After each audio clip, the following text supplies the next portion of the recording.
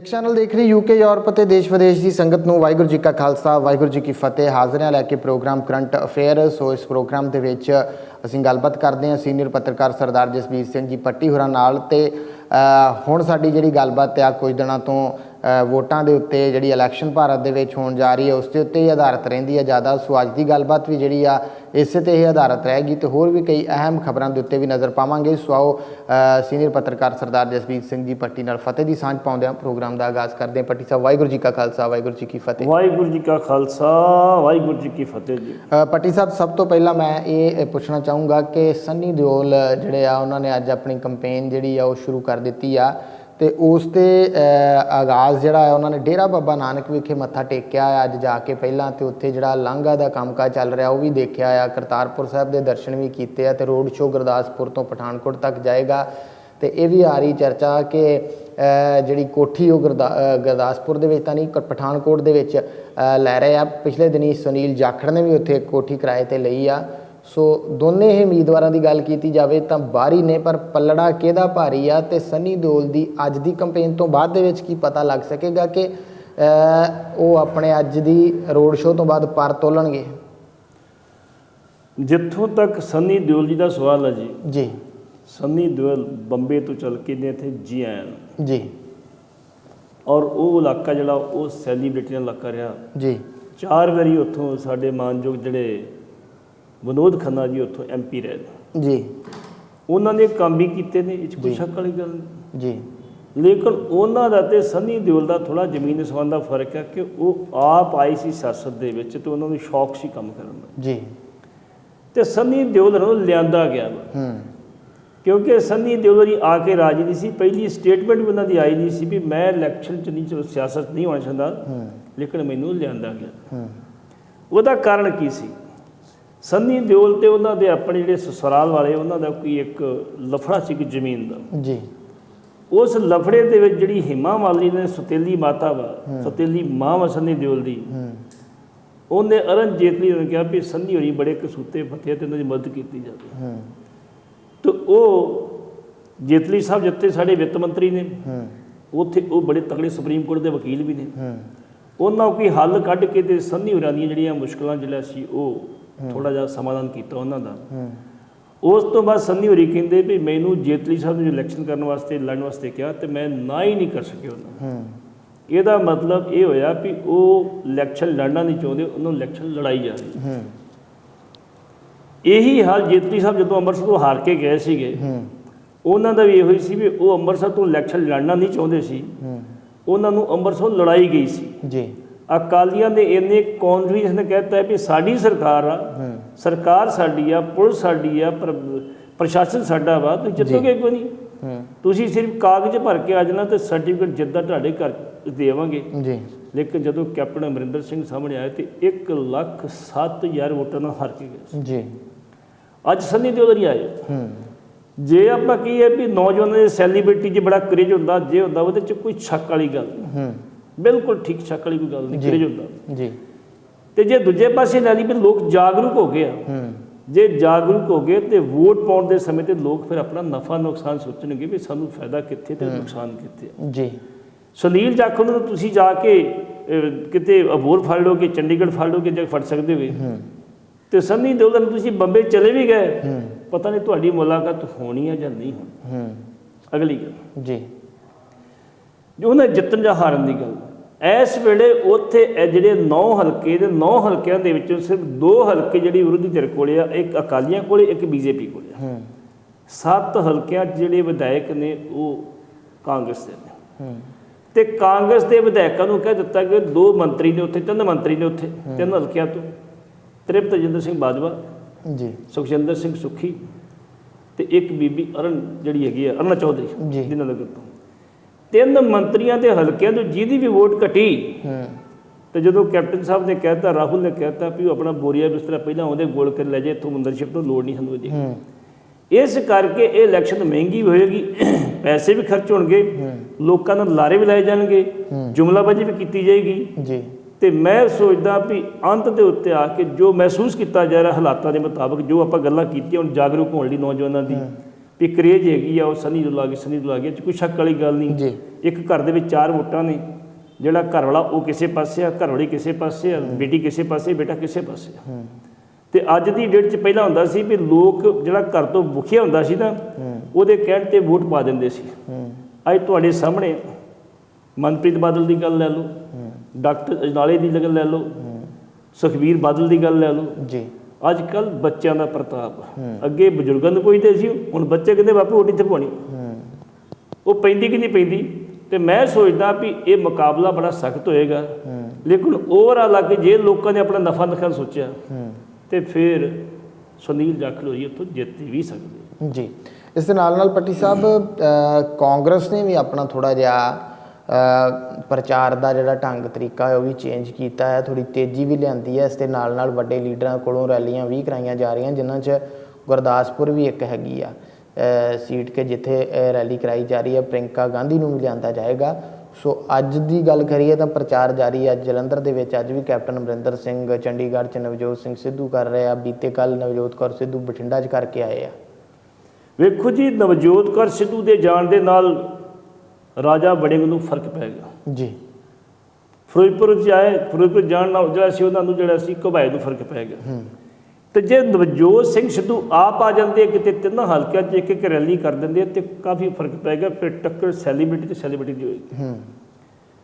ਸਲਮਾਨ ਖਾਨ ਜੇ ਆ ਗਿਆ ਜਾਂ ਸ਼ਤਰੂਘਨ ਸਿਨਹਾ ਆ ਗਿਆ, ਇਹ ਸਾਰੇ ਬੰਦੇ ਜੇ ਆ ਗਏ ਪ੍ਰਚਾਰ ਕਰਨ ਵਾਸਤੇ ਇੱਥੇ ਗੁਰਦਾਸਪੁਰ ਦੇ ਵਿੱਚ, ਤੇ ਸਨੀ ਦਿਓਲ ਨੂੰ ਬੜਾ ਵੱਡਾ ਘਾਟਾ ਪਏਗਾ ਕਿ ਉਹ ਵੀ ਸੈਲੀਬ੍ਰਿਟੀ ਨੇ ਜੀ। ਉਹਨਾਂ ਨੇ ਆਪਣੇ ਉਮੀਦਵਾਰ ਦਾ ਚਲਾਨ ਪ੍ਰਚਾਰ ਕਰਨਾ ਵਾ। ਹੁਣ ਜਿਹੜੀ ਆਪਾਂ ਗੱਲ ਕਰਦੇ ਵੀ ਇਹਨਾਂ ਨੇ ਆਪਣੀ ਜਿਹੜੀ ਸੀ ਉਹ ਜਗ੍ਹਾ ਬਦਲੀ, ਜਗ੍ਹਾ ਨਹੀਂ ਬਦਲੀ। ਇਹਨਾਂ ਦਾ ਪਹਿਲਾ ਪ੍ਰੋਗਰਾਮ ਸੀਗਾ ਵੀ ਇੱਕ ਰੈਲੀ ਉਹਨਾਂ ਨੂੰ ਕਰਨੀ ਪੈਣੀ ਹੈ ਗੁਰਦਾਸਪੁਰ ਜੀ, ਇੱਕ ਕਰਨੀ ਪੈਣੀ ਬਠਿੰਡੇ, ਇੱਕ ਦੁਆਬੇ 'ਚ ਕਿਸੇ ਜਗ੍ਹਾ ਅਜੇ ਤੱਕ ਕਾਂਗਰਸ ਨੇ ਜਿਹੜੀ ਉਹ ਨਿਰਧਾਰਿਤ ਨਹੀਂ ਕੀਤਾ ਕਿੱਥੇ ਕਰੇ, ਜਲੰਧਰ ਕਰ ਸਕਦੇ ਜਾਂ ਹੁਸ਼ਿਆਰਪੁਰ ਕਰ ਸਕਦੇ। ਬਿਲਕੁਲ ਇਸੇ ਤਰ੍ਹਾਂ ਜਿਹੜੇ ਸਾਡੇ ਮਾਨਯੋਗ ਮੁੱਖ ਮੰਤਰੀ ਸਾਹਿਬ ਆ, ਉਹ ਵੀ ਇੱਕ ਬਠਿੰਡੇ ਕਰ ਰਿਹਾ ਜੀ, ਦੂਜੀ ਸ਼ਾਇਦ ਅੰਮ੍ਰਿਤਸਰ ਕਰ ਰਿਹਾ, ਉਹ 2 ਰੈਲੀਆਂ ਕਰ ਰਹੇ ਨੇ ਜੀ। ਇਹ ਦੋਵਾਂ ਹਲਕਿਆਂ 'ਚ ਅੰਮ੍ਰਿਤਸਰ ਇਸ ਤਰ੍ਹਾਂ ਕਰ ਰਿਹਾ ਵੀ ਪੁਰੀ ਸਾਹਿਬ ਉਹਨਾਂ ਦੇ ਖਾਸ ਬੰਦੇ ਨੇ। ਜਦੋਂ ਪੁਰੀ ਸਾਹਿਬ ਦੀ ਸਿਲੈਕਸ਼ਨ ਹੋਈ ਸੀ, ਚੋਣ ਕਮੇਟੀ 'ਚ ਬੈਠੇ ਸੀ ਪ੍ਰਧਾਨ ਮੰਤਰੀ ਸਾਹਿਬ, ਤੇ ਉਹਨਾਂ ਪਹਿਲਾਂ ਹੀ ਕਹਿ ਦਿੱਤਾ ਸੀ ਅੰਮ੍ਰਿਤਸਰ ਤੋਂ ਹਰਦੀਪ ਸਿੰਘ ਪੁਰੀ ਚੋਣ ਲੜਨਗੇ। ਕਿਸੇ ਦੀ ਹਿੰਮਤ ਨਹੀਂ ਪਈ ਇੰਨੀ ਗੱਲ ਕਹਿ ਦੇ ਵੀ ਨਹੀਂ ਜੀ ਉਹ ਉਮੀਦਵਾਰ ਫਿੱਟ ਨਹੀਂ ਗਾ ਉੱਥੇ, ਕਿਸੇ ਦੀ ਹਿੰਮਤ ਨਹੀਂ ਪਈ। ਜਦੋਂ ਕਿ ਅਰੁਣ ਜੇਤਲੀ ਹੋਰਾਂ ਨੇ ਕਹਿ ਦਿੱਤਾ ਸੀ RM ਸ਼ੀਨੇ ਨੂੰ ਵੀ ਤੁਸੀਂ ਜਾਓ ਪ੍ਰਚਾਰ ਕਰੋ, ਤੁਹਾਡੀ ਟਿਕਟ ਪੱਕੀ ਆ। ਉਹਨਾਂ ਨੇ ਪ੍ਰਚਾਰ ਸ਼ੁਰੂ ਵੀ ਕਰਤਾ ਸੀ, ਮੀਟਿੰਗਾਂ ਸ਼ੁਰੂ ਕਰਤੀਆਂ ਸੀ, ਰੈਲੀ ਸ਼ੁਰੂ ਕਰਤੀਆਂ ਸੀਗੀਆਂ, ਲੇਕਿਨ ਅਖੀਰ ਦੇ ਉੱਤੇ ਉਹਨਾਂ ਨੂੰ ਆ ਕੇ ਨਾ ਹੋ ਗਈ ਤਾਂ ਇੱਕ ਵਾਰੀ ਡੀਮੋਰਲਾਈਜ਼ ਹੋ ਗਏ ਸੀ। ਜਿਹੜਾ ਸਟੇਟ ਪ੍ਰਧਾਨ ਸੀ ਸਵੈਤ ਮਲਕੋ ਉਹਨੂੰ ਬੁਲਾਏਗੀ, ਪ੍ਰੈਸ ਵਿੱਚ ਗਏ ਵੀ ਨਹੀਂ ਸੀ, ਲੇਕਿਨ ਅਗਲੇ ਦਿਨ ਪੁਰੀ ਸਾਹਿਬ ਜਾ ਕੇ ਘਰੋਂ ਜਾ ਕੇ ਮਨਾ ਕੇ ਲੈ ਕੇ ਆਏ ਸੀ। ਇਸ ਕਰਕੇ ਇਹਨਾਂ ਨੇ ਆਪਣੀ ਰਣਨੀਤੀ ਨੂੰ ਚੇਂਜ ਕੀਤੀ ਆ, ਲੇਕਿਨ ਇਹ ਜ਼ਰੂਰੀ ਆ ਦੋਵਾਂ ਧਿਰਾਂ ਵਾਸਤੇ ਗੁਰਦਾਸਪੁਰ ਰੈਲੀ ਕਰਨੀ। ਪ੍ਰਧਾਨ ਮੰਤਰੀ ਵਾਸਤੇ ਵੀ ਜ਼ਰੂਰੀ ਆ ਤੇ ਕਾਂਗਰਸ ਵਾਸਤੇ ਜ਼ਰੂਰੀ ਆ ਕਿ ਉਹ ਦੋਵੇਂ ਇਹ ਜਿਹੜੇ ਖਤਰੇ ਵਾਲੀ ਸੀਟਾਂ ਹੈਗੀਆਂ ਜੀ ਜੀ। ਇਸ ਨਾਲ ਪੱਟੀ ਸਾਹਿਬ ਗੁਜਰਾਤ ਦੇ ਕਿਸਾਨ ਜਿਹੜੇ ਆ ਉਹ ਵੀ ਬਾਦਲਾਂ ਨੂੰ ਵਕਤ ਪਾ ਸਕਦੇ ਆ, ਕਿਉਂਕਿ 1964 ਦੇ ਵਿੱਚ ਲਾਲ ਬਹਾਦਰ ਸ਼ਾਸਤਰੀ ਨੇ ਜੈ ਜਵਾਨ ਜੈ ਕਿਸਾਨ ਦੇ ਨਾਅਰੇ ਦੇ ਹੇਠ ਜ਼ਮੀਨਾਂ ਜਿਹੜੀਆਂ ਆ ਗੁਜਰਾਤ ਦੇ ਵਿੱਚ ਕਿਸਾਨਾਂ ਨੂੰ ਦਿੱਤੀਆਂ ਸੀਗੀਆਂ, ਪਰ ਲਗਾਤਾਰ ਉਹਨਾਂ ਜ਼ਮੀਨਾਂ ਦੇ ਉੱਤੇ ਉੱਥੋਂ ਦਾ ਲੈਂਡ ਮਾਫੀਆ ਜਿਹੜਾ ਆ ਉਹ ਹੜੱਪਣਾ ਚਾਹੁੰਦਾ। ਉੱਥੋਂ ਦੀ ਸਰਕਾਰ ਦੇ ਖਿਲਾਫ ਕੋਰਟ 'ਚ ਕੇਸ ਜਿਹੜਾ ਉਹ ਚੱਲ ਰਿਹਾ ਆ। ਅਤੇ ਇਸ ਦੇ ਨਾਲ ਸਭ ਤੋਂ ਵੱਡਾ ਉਦੋਂ ਉਹਨਾਂ ਦੇ ਦੁੱਖਾਂ ਦੇ ਵਿੱਚ ਵਾਧਾ ਹੋਇਆ ਜਦੋਂ ਪ੍ਰਕਾਸ਼ ਸਿੰਘ ਬਾਦਲ ਖੁਦ 30 ਮਾਰਚ ਨੂੰ ਉੱਥੇ ਜਾਂਦੇ ਆ। ਅਹਿਮਦਾਬਾਦ ਦੇ ਜਿਹੜਾ ਇੱਕ ਸ਼ਹਿਰ ਹੈ ਜਿੱਥੋਂ ਅਮਿਤ ਸ਼ਾਹ ਆਪਣੇ ਕਾਗਜ਼ ਦਾਖਲ ਕਰਦੇ ਆ ਅਤੇ ਉਹਨਾਂ ਨੂੰ ਆਸ਼ੀਰਵਾਦ ਦਿੰਦੇ ਆ ਅਤੇ ਕਿਸਾਨਾਂ ਦੀ ਇੱਕ ਗੱਲ ਵੀ ਨਹੀਂ ਕਰਦੇ। ਤਾਂ ਹੁਣ ਉਹ ਕਹਿੰਦੇ ਆ ਕਿ ਬਠਿੰਡਾ ਵੀ ਜਾਵਾਂਗੇ ਅਤੇ ਸੁਖਬੀਰ ਬਾਦਲ ਜਿੱਥੇ ਖਲੋਤੇ ਆ ਉੱਥੇ ਵੀ ਜਾਵਾਂਗੇ ਅਤੇ ਸਾਰੀ ਜਗ੍ਹਾ 'ਤੇ ਜਾ ਕੇ ਇਹਨਾਂ ਦੇ ਖਿਲਾਫ ਪ੍ਰਚਾਰ ਵੀ ਕਰਾਂਗੇ। ਜਿੱਥੋਂ ਤੱਕ ਗੁਜਰਾਤ ਦੇ ਕਿਸਾਨਾਂ ਦਾ ਸਵਾਲ ਹੈ ਜੀ, ਗੁਜਰਾਤ ਦੇ ਕਿਸਾਨਾਂ ਨੂੰ 1965 ਦੇ ਵਿੱਚ ਲਾਲ ਬਹਾਦਰ ਸ਼ਾਸਤਰੀ ਜਾ ਕੇ ਉੱਥੋਂ ਦੇ ਕੱਛ ਖੇਤਰ 'ਚ ਵਸਾਇਆ ਸੀ ਜੀ, ਜਿਹੜਾ ਬੜਾ ਕਾਫੀ ਪਛੜਿਆ ਏਰੀਆ ਸੀਗਾ। ਉਹਨੂੰ ਪਤਾ ਸੀ ਵੀ ਜਿਹੜੇ ਪੰਜਾਬ ਦੇ ਅਤੇ ਹਰਿਆਣੇ ਦੇ ਕਿਸਾਨ ਆ ਇਹ ਜਾ ਕੇ ਉੱਥੇ ਇਹਨਾਂ ਨੂੰ ਟਿੱਬੇ ਸਿੱਧੇ ਕਰਕੇ ਅਤੇ ਇਹਨੂੰ ਜਿਹੜਾ ਉਹ ਹਰਿਆ ਭਰਿਆ ਬਣਾ ਸਕਦੇ ਜੀ। ਔਰ ਇਹਨਾਂ ਕਿਸਾਨਾਂ ਨੇ ਕੀਤਾ, ਉਹਦੇ 2 ਮਕਸਦ ਸੀ ਜੀ। ਇੱਕ ਮਕਸਦ ਉੱਥੋਂ ਦੀ ਜਿਹੜੀ ਟਿੱਬੇ ਸੀ ਉਹਨਾਂ ਨੂੰ ਆਬਾਦ ਕਰਨ ਦੀ ਗੱਲ ਸੀ। ਦੂਸਰਾ ਮਕਸਦ ਇਹ ਸੀ ਵੀ ਜੇ ਪਾਕਿਸਤਾਨ ਤੋਂ ਅਟੈਕ ਹੁੰਦਾ ਤਾਂ ਇੱਥੇ ਜਿਹੜੇ ਸਿੱਖ ਹੋਣੇ ਜ਼ਰੂਰੀ ਆ ਕਿ ਸਿੱਖ ਦਾ ਟਾਕਰਾ ਕਰ ਸਕਦੇ। ਇਹ ਲਾਲ ਬਹਾਦਰ ਸ਼ਾਸਤਰੀ ਜੀ ਦੀ ਜਿਹੜੀ ਸੀ ਉਹ ਬੜੀ ਵੱਡੀ ਸੋਚ ਸੀ ਜੀ। ਔਰ ਇਹਨਾਂ ਨੂੰ ਲੀਜ਼ ਤੇ ਜ਼ਮੀਨਾਂ ਦਿੱਤੀਆਂ ਉੱਥੇ ਵੀ ਲੀਜ਼ ਲੈ ਲਓ ਤੁਸੀਂ। ਆਮ ਤੌਰ ਤੇ ਲੀਜ਼ ਜੇ 100 ਸਾਲ ਦੀ ਜਾਂ 50 ਸਾਲ ਦੀ ਜਾਂ 60 ਸਾਲ ਦੀ ਬਾਅਦ ਜਦ ਲੀਜ਼ ਰਿਨਿਊ ਹੋ ਜਾਂਦੀ ਉਹਦੀ ਫਿਰ ਲੈ ਕੇ ਉਹਦੀ ਕੁਛ ਤੋਂ ਕੁਛ ਮਾਮਲਾ ਲੈ ਕੇ। ਲੇਕਿਨ ਮੋਦੀ ਸਾਹਿਬ ਜਦੋਂ ਆਏ ਨੇ ਇਹਨਾਂ ਨੇ ਕਿਸਾਨਾਂ ਨੂੰ ਕਹਿਤਾ ਚੁੱਕ ਲਓ ਟਿੰਡ ਭੋੜੀ ਜੀ ਆਪਣੀ, ਇੱਥੋਂ ਤੁਹਾਡੀ ਕੋਈ ਲੀਜ਼ ਇੱਥੇ ਜਿਹੜੀ ਆ ਉਹ ਰਿਨਿਊ ਨਹੀਂ ਕਰਨੀ। ਜਿਹੜੇ ਕਿਸਾਨ ਸੀ ਉਹ ਕੋਰਟ ਚਲੇ ਗਏ, ਹੇਠਲੀ ਕੋਰਟ ਨੇ ਉਹਨਾਂ ਦੇ ਹੱਕ 'ਚ ਫੈਸਲਾ ਦੇ ਦਿੱਤਾ। ਹਾਈ ਕੋਰਟ ਚਲੇ ਗਏ, ਹਾਈ ਕੋਰਟ ਨੇ ਉਹਨਾਂ ਦੇ ਹੱਕ 'ਚ ਫੈਸਲਾ ਦੇ ਦਿੱਤਾ। ਹੁਣ ਮਾਮਲਾ ਸੁਪਰੀਮ ਕੋਰਟ 'ਚ ਆ, ਲੇਕਿਨ ਫਿਰ ਵੀ ਇੰਨਾ ਕੁਛ ਹੋਣ ਦੇ ਬਾਵਜੂਦ ਹੀ ਉੱਥੋਂ ਦੀ ਸਰਕਾਰ ਜਿਹੜੀ ਆ ਉਹ ਮੋਦੀ ਸਾਹਿਬ ਦੇ ਇਸ਼ਾਰਿਆਂ 'ਤੇ ਜਿਹੜੀ ਕਿਸਾਨਾਂ ਨੂੰ ਉਜਾੜ ਰਹੀ। ਉਹ ਦੁਖੀ ਕਿਸਾਨ ਜਿਹੜੇ ਆ ਉਹ ਹੁਣ ਪੰਜਾਬ ਆ ਕੇ ਪ੍ਰਚਾਰ ਕਰ ਰਿਹਾ ਵੀ ਅਸੀਂ ਬਾਦਲ ਸਾਹਿਬ ਨੂੰ ਕਈ ਵਾਰੀ ਮਿਲ ਚੁੱਕੇ ਹਾਂ। ਤੁਹਾਨੂੰ ਸ਼ਾਇਦ ਪਤਾ ਹੋਵੇਗਾ ਜਦੋਂ ਅਕਾਲੀ ਭਾਜਪਾ ਸਰਕਾਰ ਸੀ ਇਹਨਾਂ ਨੇ ਗੁਜਰਾਤ ਦੇ ਵਪਾਰੀ ਲਿਆ ਕੇ ਵਾਸਤੇ ਸੀਗੇ ਵੀ ਇਹ ਗੁਜਰਾਤ ਦੇ ਕਿਸਾਨ ਨੇ ਕਹਿੰਦੇ ਸਾਨੂੰ ਕੋਈ ਮੁਸ਼ਕਿਲ ਨਹੀਂ ਉੱਥੇ ਹੈਗੀ। ਐਡਾ ਵੱਡਾ ਝੂਠ। ਤੇ ਵੈਸੇ ਵੀ ਬਾਦਲ ਸਾਹਿਬ ਜਿਹੜੇ ਉਹ ਝੂਠਮਾਨ ਦੇ ਵਿੱਚ ਮੈਂ ਕਿਹਾ ਉਹਨਾਂ PhD ਜੇ ਸਿਆਸਤ PhD ਕੀਤੀ, ਝੂਠਬਾਜ਼ ਦੀ PhD ਕੀਤੀ ਹੈ। ਤੁਹਾਨੂੰ ਸ਼ਾਇਦ ਪਤਾ ਹੋਵੇਗਾ ਜਦੋਂ ਵੰਡ ਹੋਈ ਸੀ ਉੱਤਰਾਖੰਡ ਤੇ ਯੂਪੀ ਦੀ ਜੀ, ਤੇ ਉੱਤਰਾਖੰਡ ਦੇ ਵਿੱਚ ਜਿਹੜਾ ਸੀ ਲੈਂਡ ਸੀਲਿੰਗ ਦਾ ਐਕਟ ਹੈਗਾ ਸੀ ਜੀ। ਊਧਮ ਸਿੰਘ ਨਗਰ ਦੇ ਜਿਹੜੇ ਕਿਸਾਨ ਸੀ, ਸਿੱਖ ਕਿਸਾਨ, ਉਹਨਾਂ ਜਾ ਕੇ ਬਾਲ ਸਾਹਿਬ ਨੂੰ ਕਿਹਾ ਬਾਲ ਸਾਹਿਬ ਜੇ ਸਾਡਾ ਇਹ ਨਗਰ ਤੋਂ ਚਲੇ ਗਿਆ, ਇਹ ਇਲਾਕਾ ਤੋਂ ਚਲੇ ਗਿਆ, ਜ਼ਿਲ੍ਹਾ ਤੋਂ ਚਲੇ ਗਿਆ, ਸਾਡੇ ਬਹੁਤ ਸਾਰੇ ਕਿਸਾਨ ਮਾਰੇ ਜਾਣਗੇ, ਸਿੱਖ ਕਿਸਾਨ ਮਾਰੇ ਜਾਣਗੇ। ਉਹਦੇ ਵਿੱਚ ਕਮੇਟੀ ਬਣੀ। ਕਮੇਟੀ ਕੌਣ ਕੌਣ ਸੀ? ਇੱਕ ਜਾਰਜ ਫਰਨਾਂਡਸ, ਇੱਕ ਤਤਕਾਲੀ ਪ੍ਰਧਾਨ ਮੰਤਰੀ ਵਾਜਪਾਈ ਸਾਹਿਬ ਤੇ ਇੱਕ ਸਨ ਸਾਡੇ ਬਾਦਲ ਸਾਹਿਬ ਜੀ। ਤੇ ਜਦੋਂ ਉਹਨਾਂ ਨੇ ਲਿਖ ਕੇ ਦੇ ਦਿੱਤਾ ਵੀ ਇਹ ਜਿਹੜਾ ਉੱਤਰਾਖੰਡ ਜਿਹੜਾ ਊਧਮ ਸਿੰਘ ਨਗਰ ਉੱਤਰਾਖੰਡ ਜਾਏਗਾ, ਤੇ ਬਾਦਲ ਸਾਹਿਬ ਜੋ ਪ੍ਰੈਸ ਨੇ ਪੁੱਛਿਆ ਬਾਦਲ ਸਾਹਿਬ ਤੁਸੀਂ ਤੇ ਬੜੇ ਜਿਹੜੇ ਲੰਬਰਦਾਰ ਸੀ ਸਿੱਖਾਂ ਦੇ ਤੇ ਕਿਸਾਨਾਂ ਦੇ ਹਮਦਰਦ ਸੀ, ਉਹਨਾਂ ਦੇ ਨੰਬਰਦਾਰ ਕਦੇ ਇਹ ਕੀ ਹੋ ਗਿਆ? ਉਹ ਕਹਿੰਦੇ ਯਾਰ ਉਹ ਜਹਾਜ਼ ਤੋਂ ਉੱਤਰ ਲੱਗੇ ਹੈਲੀਕਾਪਟਰ ਦੇ ਆਵਾਜ਼ 'ਚ ਹੀ ਮੇਰੇ ਕੋਲ ਸਾਈਨ ਕਰਾ ਲਿਖਦੇ ਉਹਨਾਂ ਨੇ। ਕਿੱਡਾ ਵੱਡਾ ਝੂਠ। ਇਸੇ ਕਰਕੇ ਜੇ ਗੁਜਰਾਤ ਤੁਸੀਂ ਗਏ ਹੋ ਤਾਂ ਤੁਸੀਂ ਕੰਮ ਨਾ ਕਰੋ, ਕਿਸਾਨਾਂ ਦੀ ਫਰਿਆਦ ਸੁਣ ਲਓ। ਤੁਸੀਂ ਕਹਿ ਦਿਓ ਜੀ ਮੈਂ ਸਟੇਟ ਗਵਰਨਮੈਂਟ ਨਾਲ ਗੱਲ ਕਰੂੰਗਾ, ਮੈਂ ਪ੍ਰਧਾਨ ਮੰਤਰੀ ਨਾਲ ਗੱਲ ਕਰੂੰਗਾ। ਤੁਸੀਂ ਗਾਂਧੀ ਨਗਰ ਜਾ ਕੇ ਉਹਨੂੰ ਅਸ਼ੀਰਵਾਦ ਦੇ ਸਕਦੇ ਹੋ ਅਮਿਤ ਸ਼ਾਹ ਨੂੰ, ਤੇ ਆਪਣੇ ਭਰਾਵਾਂ ਦੀ ਗੱਲ ਨਹੀਂ ਸੁਣ ਸਕਦੇ। ਇਸ ਕਰਕੇ ਕਿਸਾਨਾਂ 'ਚ ਰੋਸ ਆ ਵੀ ਸਾਡੀ ਗੱਲ ਤੱਕ ਨਹੀਂ ਸੁਣੀ, ਤੁਸੀਂ ਪ੍ਰਚਾਰ ਕਰਾਂਗੇ ਵੀ ਇਹਨਾਂ ਲੋਕਾਂ ਦਾ ਵਿਸ਼ਵਾਸ ਨਾ ਕਰਿਓ, ਇਹਨਾਂ ਨੂੰ ਲਾਂਭੇ ਕਰ ਦਿਓ ਸੱਤਾ ਤੋਂ ਜੇ ਤੁਸੀਂ ਕੁਝ ਆਪਣਾ ਹਾਸਲ ਕਰਨਾ ਤੇ। ਨਾਲੋਂ ਇਹ ਨਹੀਂ ਕਹਿ ਰਹੇ ਤੁਸੀਂ ਕਿਹਦੀ ਵੋਟ ਪਾਉਣੀ ਆ, ਉਹਨਾਂ ਦੇ ਇੱਕੋ ਹੀ ਆ ਵੀ ਤੁਸੀਂ ਇਹਨਾਂ ਅਕਾਲੀ ਭਾਜਪਾ ਨੂੰ ਵੋਟ ਨਹੀਂ ਪਾਉਣੀ, ਬਾਕੀ ਤੁਸੀਂ ਜਿਹਨੂੰ ਮਰਜ਼ੀ ਪਾ ਦਿਓ, ਕਾਂਗਰਸ ਨੂੰ ਪਾ ਦਿਓ, ਕਮਿਊਨਿਸਟਾਂ ਨੂੰ ਪਾ ਦਿਓ, ਟਕਸਾਲੀਆਂ ਨੂੰ ਮਰਜ਼ੀ ਪਾ ਦਿਓ ਤੁਸੀਂ। ਤੇ ਮੈਂ ਇਹ ਮਹਿਸੂਸ ਕਰਦਾ ਉਹਨਾਂ ਦਾ ਫੈਸਲਾ ਵਧੀਆ ਵਾ। ਜੇ ਕਿਤੇ ਉਹ ਪ੍ਰਚਾਰ ਕਰਨ ਵਾਸਤੇ ਪਹੁੰਚ ਗਿਆ ਟੀਮਾਂ ਉਹਨਾਂ ਦੀਆਂ, ਜੇ ਪ੍ਰਚਾਰ ਕਰਨਗੇ ਤੇ ਇਹਦਾ ਲੋਸ ਅਕਾਲੀ ਦਲ ਨੂੰ ਬਹੁਤ ਹੋਏਗਾ। ਭੱਟੀ ਸਾਹਿਬ ਇਸ ਦੇ ਨਾਲ ਜੇਕਰ ਗੱਲ ਕੀਤੀ ਜਾਵੇ ਤਾਂ ਇਸ ਵਾਰ ਲੋਕ ਜਿਹੜੇ ਆ ਥੋੜ੍ਹੇ ਜਿਹੇ ਜਾਗਰੂਕ ਨਜ਼ਰ ਆ ਰਹੇ ਆ। ਬਹੁਤ ਸਾਰੇ ਲੀਡਰਾਂ ਨੂੰ ਸਵਾਲ ਹੋ ਰਹੇ ਆ, ਚਾਹੇ ਉਹ ਕਿਸੇ ਵੀ ਪਾਰਟੀ ਨਾਲ ਸੰਬੰਧਿਤ ਆ। ਮੈਂ ਤੁਹਾਨੂੰ ਪਹਿਲਾਂ ਕਹਿ ਦਿੱਤਾ ਜੀ ਵੀ ਗੁਰਦਾਸਪੁਰ ਦੇ ਵਿੱਚ ਪਤਾ ਲੱਗ ਜਾਏਗਾ ਵੀ ਲੋਕ ਜਾਗਰੂਕ ਹੈਗੇ ਕਿ ਨਹੀਂ ਹੈਗੇ। ਜੇ ਲੋਕ ਜਾਗਰੂਕ ਹੋਣਗੇ ਤੇ ਆਪਣਾ ਨਫਾ ਨੁਕਸਾਨ ਸੋਚ ਕੇ ਵੋਟ ਪਾਉਣਗੇ ਜੀ। ਅੱਜ ਜੇ ਲੋਕ ਜਾਗਰੂਕ ਨੇ, ਲੋਕਾਂ ਦੇ ਜਾਗਰੂਕ ਹੋਣ ਕਰਕੇ ਬੇਅਦਬੀ ਕਾਂਡ ਨੂੰ ਲੈ ਕੇ ਅੱਜ ਵੀ ਬਠਿੰਡੇ ਦੇ ਵਿੱਚ ਜਿਹੜੀ ਬੀਬੀ ਹਰਸਿਮਰਤ ਕੌਰ ਬਾਦਲ ਆ, ਉਹਨੂੰ ਬੜੀਆਂ ਛੋਟੀਆਂ ਮੀਟਿੰਗਾਂ ਜਿਹੜੇ ਉਹਨਾਂ ਦੇ ਅਕਾਲੀ ਲੀਡਰ ਜਾਂ ਉਹਨਾਂ ਦੇ ਵਰਕਰਾਂ ਦੇ ਘਰਾਂ 'ਚ ਕਰਨੀਆਂ ਪੈ ਰਹੀਆਂ, ਉਹਨਾਂ ਦੀ ਹਵੇਲੀ 'ਚ ਕਰਨੀਆਂ ਪੈ ਰਹੀਆਂ ਨੇ। ਜੇ ਸੁਖਬੀਰ ਸਿੰਘ ਬਾਦਲ ਦੀ ਗੱਲ ਲੈ ਲਓ ਤੁਸੀਂ, ਉਹਨੂੰ ਪੈਲਸਾਂ 'ਚ ਕਰਨੀਆਂ ਪੈ ਰਹੀਆਂ ਨੇ। ਰਣਜੀਤ ਸਿੰਘ ਰਣੀਕੇ ਨੂੰ ਲੈ ਲਓ, ਕੱਲ੍ਹ ਉਹਨੇ ਜਿਹੜੀ ਮੀਟਿੰਗ ਕੀਤੀ ਆ ਕੋਟਕਪੂਰੇ ਗਿਆ, ਉੱਥੇ ਲੋਕਾਂ ਨੇ ਕਾਲੀਆਂ ਝੰਡੀਆਂ ਵਿਖਾਈਆਂ, ਉਹਨੇ ਇੱਕ ਅਕਾਲੀ ਵਰਕਰ ਦੇ ਘਰ ਮੀਟਿੰਗ ਜਾ ਕੇ ਕੀਤੀ ਹੈ। ਜੇ ਇਹ ਹਾਲ ਤਾਂ ਲੋਕ ਜਾਗਰੂਕ ਨੇ ਤੇ ਮੈਂ ਸੋਚਦਾ ਵਾਂ ਫਿਰ ਕੁਛ ਨਾ ਕੁਛ ਰਿਜ਼ਲਟ ਤਾਂ ਆਏਗਾ। ਇਹ ਸਿਰਫ ਜਾਗਰੂਕ ਹੋਣ ਦੀ ਗੱਲ ਹੈ, ਇਹਨੂੰ ਸੋਸ਼ਲ ਮੀਡੀਆ ਦਾ ਬੜਾ ਵੱਡਾ ਰੋਲ ਆ। ਲੋਕਾਂ ਨੂੰ ਜਾਗਰੂਕ ਕੀਤਾ ਵੀ ਤੁਹਾਡੇ ਹੱਕ ਇਹ ਨੇ, ਆਪਣੇ ਹੱਕਾਂ ਦੀ ਡਿਮਾਂਡ ਕਰੋ। ਅੱਜ ਤੁਸੀਂ ਵੇਖੋ ਪ੍ਰਚਾਰ ਦੇ ਵਿੱਚ ਤੋਹਮਤਬਾਜ਼ੀ ਇੱਕ ਦੂਜੇ ਤੇ ਵੀ ਉਹ ਕਹਿੰਦਾ ਜੀ ਬੀਬੀ ਹਰਸਿਮਰਤ ਕੌਰ ਦੀ ਕਮਲੀ ਇਹਨੂੰ ਕੀ ਪਤਾ ਜੀ ਸਿਆਸਤ ਕੀ ਹੁੰਦੀ ਆ। ਉਹ ਕਹਿੰਦੀ ਜੀ ਪਟੇ ਵੇਖੋ ਇਹਦੇ ਵਿੱਚ ਆਮਲੀ ਦੇ ਹੁੰਦੇ ਆ ਜੀ। ਮਤਲਬ ਲਾਈਕ ਦਿਸ ਜੀ ਜਿਹੜੇ ਅਸਲੀ ਮੁੱਦੇ ਸਾਡੇ ਹੈਗੇ, ਸਾਡਾ ਸਿੱਖਿਆ ਦਾ ਮੁੱਦਾ, ਸਾਡਾ ਬੇਰੁਜ਼ਗਾਰੀ ਦਾ ਮੁੱਦਾ, ਸਾਡਾ ਮੈਡੀਕਲ ਸਹੂਲਤਾਂ ਦਾ ਮੁੱਦਾ ਵਾ, ਸਾਡਾ ਨੌਜਵਾਨਾਂ ਦੀ ਜਿਹੜੀ ਆ ਸੁਰੱਖਿਆ ਦਾ ਮਸਲਾ ਵਾ, ਸਾਡੇ ਬੁਢਾਪਾ ਪੈਨਸ਼ਨ ਦਾ ਮਸਲਾ ਵਾ, ਸਾਡੇ ਕਿਸਾਨੀ ਦਾ ਮਸਲਾ ਵਾ, ਖੁਦ ਕਿੰਨੇ ਮਸਲੇ ਹੈਗੇ ਆ। ਉਹਦੇ ਤੇ ਅੱਜ ਕੋਈ ਲੀਡਰ ਨਹੀਂ ਗੱਲ ਕਰ ਰਿਹਾ। ਤੇ ਮੈਂ ਸੋਚਦਾ ਵੀ ਜੇ ਕਿਤੇ ਲੋਕ ਜਾਗਰੂਕ ਹੋ ਕੇ ਆਪਣੇ ਮੰਚ ਬਣਾ ਕੇ ਕਿਸਾਨ ਆਪਣੇ ਮੰਚ ਬਣਾ ਕੇ ਬਰਾਬਰ ਤੇ ਰੈਲੀਆਂ ਕਰਨ, ਬਰਾਬਰ ਤੇ ਜਾ ਕੇ ਮੀਟਿੰਗਾਂ ਕਰਨ ਵੀ ਸਾਡੀਆਂ ਮੰਗਾਂ ਕਿਹਦੇ ਬਾਰੇ ਦੱਸੋ ਕੀ ਕਰਨਾ ਚਾਹੁੰਦੇ, ਇਹ ਸਵਾਲ ਪੁੱਛੇ ਜਾਣ ਤੇ ਜੇ ਜਾਗਰੂਕ ਹੋ ਗਏ ਤੇ ਚੰਗੀ ਗੱਲ। ਔਰ ਆਉਣ ਵਾਲੀ ਚੋਣਾਂ 'ਚ ਇਹਨਾਂ ਨੂੰ ਫਿਰ ਤਿਆਰੀ ਕਰਨੀ ਪਊਗੀ ਤੇ ਲੋਕਾਂ ਦੇ ਕੰਮ ਕਰਨੇ ਵੀ, ਲੋਕਾਂ 'ਚ ਰਹਿਣਾ ਪਊਗਾ। ਜੇ ਨਹੀਂ ਕਰਨਗੇ ਤੇ ਨਿਹੰਗ ਦੇ ਬਾਟੇ ਨੂੰ ਮੰਨ ਜਾਣਗੇ ਸਾਰੇ ਜੀ। ਇਸ ਦੇ ਨਾਲ ਪ੍ਰਕਾਸ਼ ਸਿੰਘ ਬਾਦਲ ਦੇ ਕਾਗਜ਼ ਰੱਦ ਹੋਏ ਆ, ਕੀ ਕਾਰਨ ਰਿਹਾ ਉਹਨਾਂ ਦੇ ਕਾਗਜ਼ ਰੱਦ ਹੋਣ ਦਾ? ਇੰਨਾ ਘਾਗ ਸਿਆਸਤਦਾਨ ਇੰਨੀ ਵਾਰ ਕਾਗਜ਼ ਦਾਖਲ ਕੀਤੇ ਤੇ ਸ਼ਾਇਦ ਮੈਨੂੰ ਲੱਗਦਾ ਕਿ ਪਹਿਲੀ ਵਾਰੀ ਹੋਇਆ ਹੋਊਗਾ ਕਿ ਉਹਨਾਂ ਦੇ ਕਾਗਜ਼ ਰੱਦ ਹੋਏ ਆ। ਸਰਦਾਰ ਪ੍ਰਕਾਸ਼ ਸਿੰਘ ਬਾਦਲ ਨੇ ਕਾਗਜ਼ ਆਪਣੇ ਨਾਂ ਕਦੀ ਭਰੇ ਤਾਂ ਨਾ ਭਰਨੇ ਸੀ। ਭਰਾਉਣ ਵਾਲੇ ਕੌਣ ਸੀ? ਸੁਖਬੀਰ ਸਿੰਘ ਬਾਦਲ। ਭਰਾਉਣ ਵਾਲੇ ਕੌਣ ਸੀ? ਬਿਕਰਮ ਸਿੰਘ ਮਜੀਠੀਆ। ਭਰਾਉਣ ਵਾਲੇ ਕੌਣ ਸੀ? ਬੀਬੀ ਹਰਸਿਮਰਤ ਕੌਰ ਬਾਦਲ। ਜਦੋਂ ਉਹਨਾਂ ਦੇ ਕਾਗਜ਼ ਭਰੇ ਗਏ ਆ 2014 ਦੀ ਗੱਲ, ਬੀਬੀ ਹਰਸਿਮਰਤ ਕੌਰ ਬਾਦਲ ਦਾ ਕਵਰਿੰਗ ਉਮੀਦਵਾਰ ਬਣਨਾ ਸੀ ਬਲਵਿੰਦਰ ਸਿੰਘ ਭੂੰਦੜ ਨੇ। ਉਹਨਾਂ ਦੀ ਫਾਈਲ ਤਿਆਰ ਕੀਤੀ ਗਈ। ਜਦੋਂ ਬੀਬੀ ਹਰਸਿਮਰਤ ਕੌਰ ਬਾਦਲ ਕਾਗਜ਼ ਦਾਖਲ ਕਰਨ ਵਾਸਤੇ ਗਈ ਤੇ ਉਹਨੇ ਆਪਣੇ ਭਰਾ ਦੀ ਫਾਈਲ ਦੂਸਰੀ ਦੇ ਦਿੱਤੀ ਕਵਰਿੰਗ ਉਮੀਦਵਾਰ ਦੀ। ਤੇ ਬਾਦਲ ਸਾਹਿਬ ਕਾਫੀ ਨਾਰਾਜ਼ ਹੋਏ ਸੀ ਉਦੋਂ ਵੀ ਤੁਸੀਂ ਕਾਕਾ ਜੀ ਇੱਥੇ ਕੀ ਕਰਦੇ, ਆਪਣੇ ਹਲਕੇ 'ਚ ਕੰਮ ਕਰੋ, ਤੁਸੀਂ ਕੀ ਲੈਣਾ ਜੀ ਇੱਥੇ। ਤੇ ਉਹਨੇ ਕਿਹਾ ਜੀ ਭੈਣ ਜੀ ਨੇ ਬੁਲਾਇਆ ਸੀ ਮੈਨੂੰ। ਤੇ ਹੁਣ ਵੀ ਮੈਂ ਸੋਚਦਾ ਵੀ ਉਹਨਾਂ ਦੇ ਕਾਗਜ਼ ਰੱਦ ਇਸੇ ਕਰਕੇ ਕਰਾਏ ਗਏ ਆ ਵੀ ਕੱਲ੍ਹ ਨੂੰ ਇਹ ਨਾ ਬਾਦਲ ਸਾਹਿਬ ਕਹਿ ਦੇਣ ਵੀ ਬੀਬਾ ਜੀ ਤੁਸੀਂ ਬਹਿਓ ਚੁੱਪ ਕਰਕੇ, ਤੁਹਾਡੇ ਵਾਸਤੇ ਰੋਗ ਨਹੀਂ, ਇਲੈਕਸ਼ਨ ਹੁਣ ਮੈਂ ਲੜੂੰਗਾ।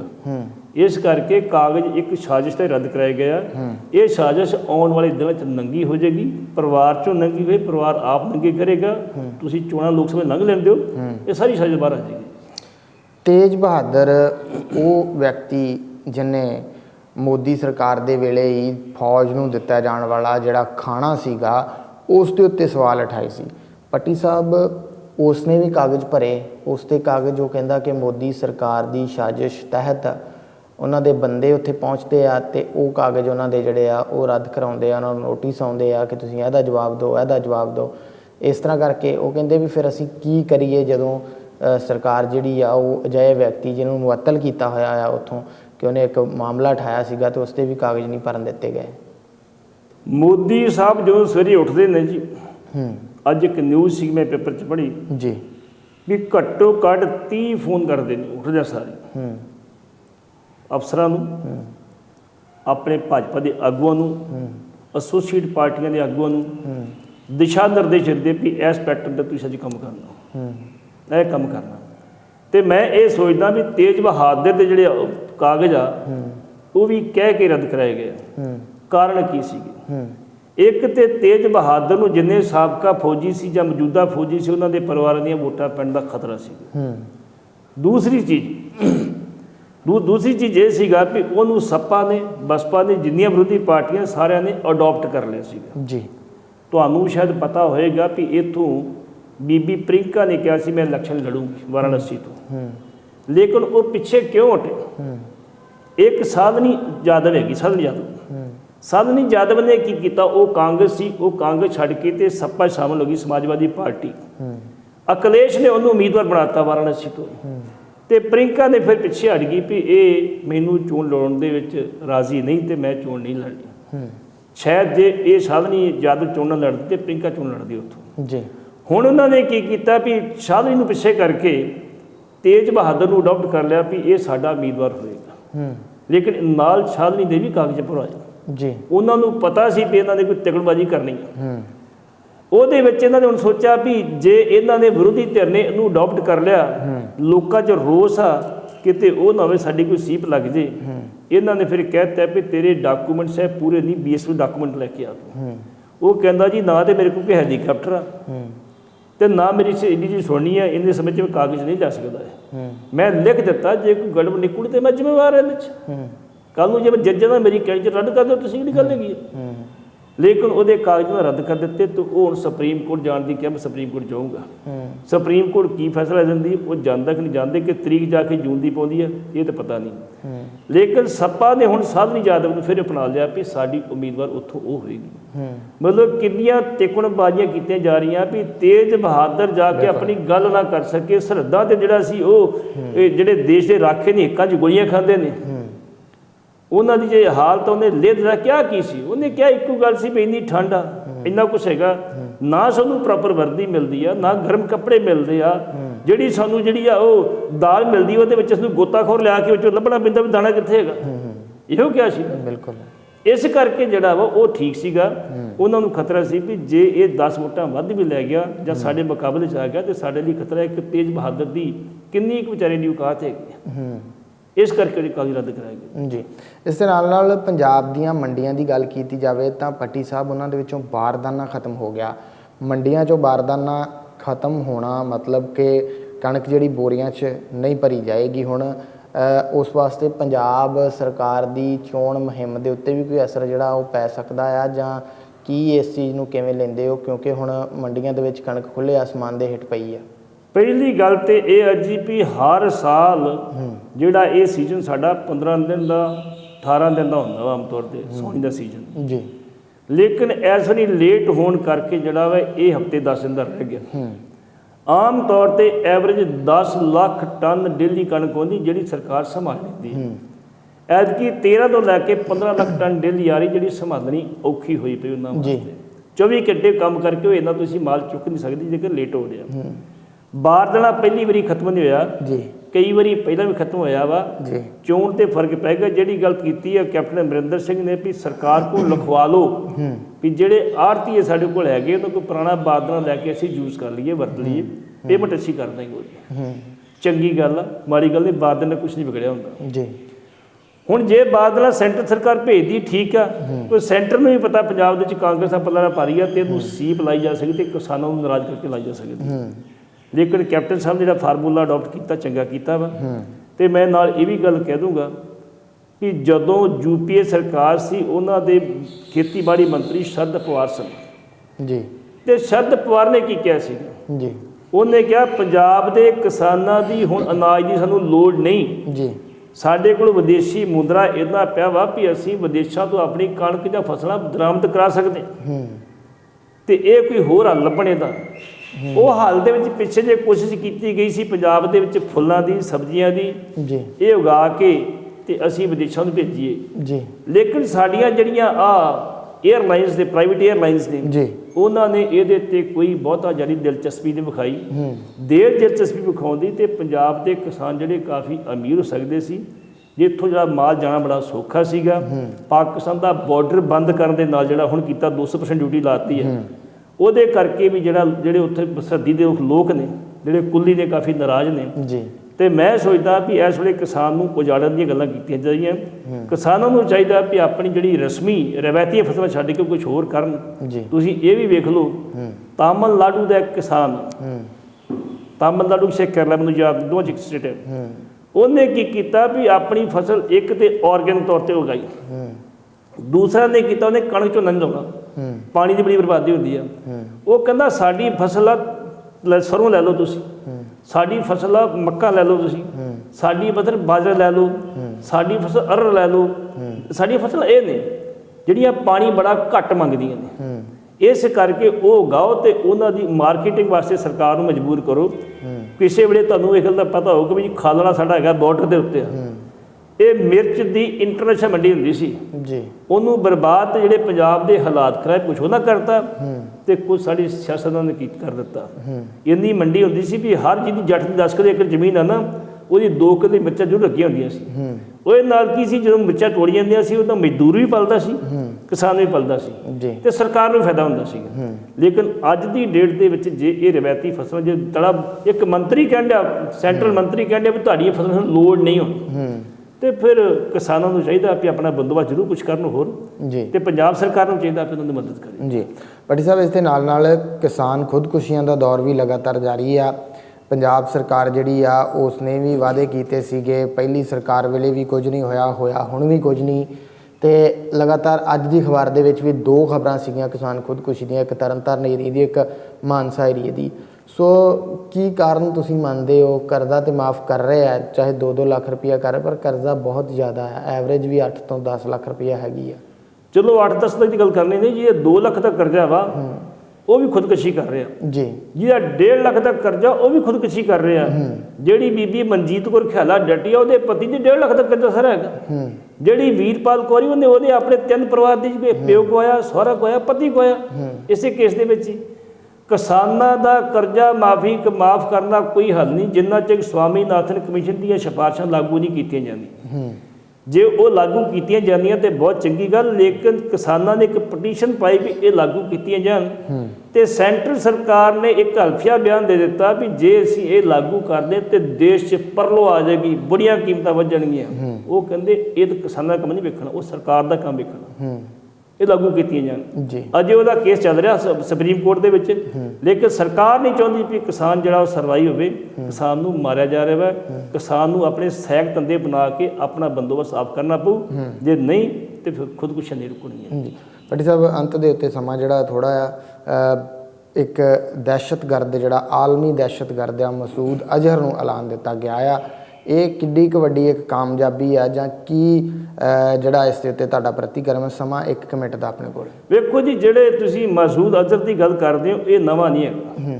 1992 ਦੇ ਵਿੱਚ ਇਹ ਜਿਹੜਾ ਸੀ ਇਹ ਇੱਧਰ ਆਇਆ ਸੀ ਪੁਰਤਗਾਲ ਵਾਲੇ ਰਸਤੇ, ਆ ਕੇ ਕਸ਼ਮੀਰ ਗਿਆ, ਕਸ਼ਮੀਰ ਜਾ ਕੇ ਗੜਬੜ ਕੀਤੀ, ਮੁੜ ਕੇ ਇਹ ਫੜਿਆ ਗਿਆ। ਫੜੇ ਜਾਣ ਤੋਂ ਬਾਅਦ ਜਿਹੜਾ ਸੀ ਇਹਨੂੰ ਜੇਲ੍ਹ ਹੋ ਗਈ, ਜੇਲ੍ਹ ਜਾਣ ਤੋਂ ਬਾਅਦ ਕੇਸ ਚੱਲਦਾ ਸੀ, ਫਾਂਸੀ ਲਾ ਦਿੰਦੇ। ਲੇਕਿਨ ਵਾਜਪਾਈ ਸਰਕਾਰ ਦੇ ਟਾਈਮ ਤੇ ਇੱਕ ਜਹਾਜ਼ ਅਗਵਾ ਕਰਕੇ ਲੈ ਗਏ। ਇਹ ਪਹਿਲਾਂ ਖੜਿਆ ਉਹਨੂੰ ਆਪਣੇ ਅਫਗਾਨਿਸਤਾਨ ਕਾਬਲ ਖੜਿਆ, ਕਾਬਲ ਤੋਂ ਦੁਬਈ ਲੈ ਗਏ, ਦੁਬਈ ਤੋਂ ਫਿਰ ਕਾਬਲ ਲੈ ਆਉਂਦਾ। ਉੱਥੇ ਫਿਰ ਜਿਹੜੇ ਸਾਡੇ ਯਾਤਰੀ ਸੀ, 400 ਦੇ ਕਰੀਬ ਯਾਤਰੀ ਸੀ ਜਹਾਜ਼ ਦੇ ਵਿੱਚ, ਉਹਨਾਂ ਨੂੰ ਬਚਾਉਣ ਦੀ ਖਾਤਰ ਇੰਡੀਆ ਗਵਰਨਮੈਂਟ ਜਿਹੜੀ 3 ਜਿਹੜੇ ਅੱਤਵਾਦੀ ਛੱਡੇ ਸੀ, ਉਹਨਾਂ 'ਚ ਮਸੂਦ ਅਜ਼ਹਰ ਸੀ ਜਿਹੜਾ ਜੈਸ਼-ਏ ਮੁਹੰਮਦ ਦਾ ਮੁਖੀ ਆ। ਉਹਦੇ ਤੇ ਜੇ ਪਾਬੰਦੀ ਲਾਈ ਤੇ ਠੀਕ ਲਾਈ, ਚੰਗਾ ਕੀਤਾ। ਉਹਦੇ ਤੋਂ ਪਾਕਿਸਤਾਨ ਵੀ ਦੁਖੀ ਸੀਗਾ ਜੀ ਕਾਰਵਾਈਆਂ ਤੋਂ। ਤੇ ਮੈਂ ਸੋਚਦਾ ਵੀ ਇਹ ਵਧੀਆ ਫੈਸਲਾ ਵਾ। ਚੀਨ ਨੇ ਵੀ ਕਹਿਤਾ ਵੀ ਠੀਕ ਹੈ, ਪਹਿਲਾਂ ਚੀਨ ਮੰਨਦਾ ਸੀ, ਚੀਨ ਨੂੰ ਦਬਾਅ ਥੱਲੇ ਫਰਾਂਸ ਨੇ ਅਮਰੀਕਾ ਨੇ ਦਬਾਅ ਪਾਇਆ ਵੀ ਤੂੰ ਗਲਤ ਕਰ ਰਿਹਾ। ਇਹ ਚੰਗੀ ਗੱਲ, ਚਾਹੀਦਾ ਵੀ ਬਿਨਾਂ ਕਿਸੇ ਦੇਰੀ ਤੋਂ ਫੜ ਕੇ ਉਹਨੂੰ ਜਿਹੜੀ ਪਾਕਿਸਤਾਨ ਅੰਦਰ ਕਰੇ। ਉਹਨਾਂ ਲੋਕਾਂ ਦੀ ਜਗ੍ਹਾ ਜਿਹੜੀ ਉਹ ਬਾਹਰ ਨਹੀਂ, ਉਹ ਜੇਲ੍ਹਾਂ ਦੇ ਵਿੱਚ ਹੀ ਜੀ। ਸੋ ਬਿਲਕੁਲ, ਇਸ ਸਨ ਸੀਨੀਅਰ ਪੱਤਰਕਾਰ ਸਰਦਾਰ ਜਸਬੀਰ ਸਿੰਘ ਜੀ ਭੱਟੀ, ਜਿਨ੍ਹਾਂ ਦੇ ਨਾਲ ਅਸੀਂ ਪ੍ਰੋਗਰਾਮ ਕਰੰਟ ਅਫੇਅਰ ਦੇ ਵਿੱਚ ਖਬਰਾਂ ਦੇ ਉੱਤੇ ਚਰਚਾ ਕੀਤੀ ਆ। ਸੋ ਅੱਜ ਦੇ ਪ੍ਰੋਗਰਾਮ ਦਾ ਸਮਾਂ ਜਿਹੜਾ ਆ ਉਹ ਸਮਾਪਤੀ ਵੱਲ ਆ। ਸੋ ਇਸ ਪ੍ਰੋਗਰਾਮ ਨੂੰ ਇੱਥੇ ਹੀ ਸਮਾਪਤ ਕਰਦੇ ਹਾਂ ਤੇ ਇੱਥੇ ਹੀ ਬੁਲਾਉਂਦੇ ਹਾਂ ਸਾਂਝੇ ਰੂਪ ਦੇ ਵਿੱਚ। ਫਤਿਹ। ਵਾਹਿਗੁਰੂ ਜੀ ਕਾ ਖਾਲਸਾ, ਵਾਹਿਗੁਰੂ ਜੀ ਕੀ ਫਤਿਹ।